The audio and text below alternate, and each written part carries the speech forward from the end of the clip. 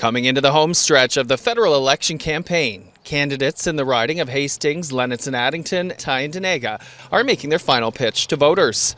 And they're not shy about the challenges ahead. Green Party candidate Michael Holbrook says there needs to be big moves, not Band-Aids. We've reached a point where we can't make small adjustments. We need a major reinvestment in healthcare to make it what it's supposed to be, which is universal. On housing, Holbrook argues it's time for government to step in. Zaid Yousafani, the People's Party candidate and a practicing psychotherapist, is taking aim at federal spending and immigration.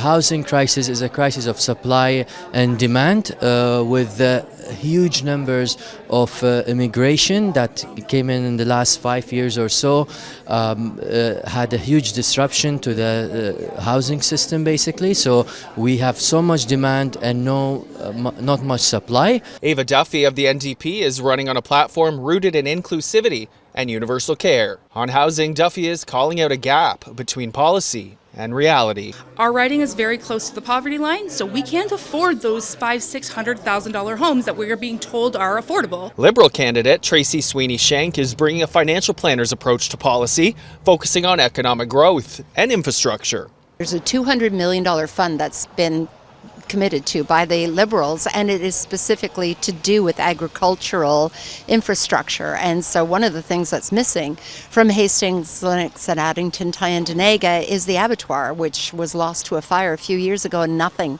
has been done about restoring it. Conservative candidate Shelby Cramp-Niemann, who is seeking re-election in Hastings, Lennox and Addington-Tyendinaga, is running on a platform focused on economic relief and community safety. She's calling for the elimination of the federal carbon tax.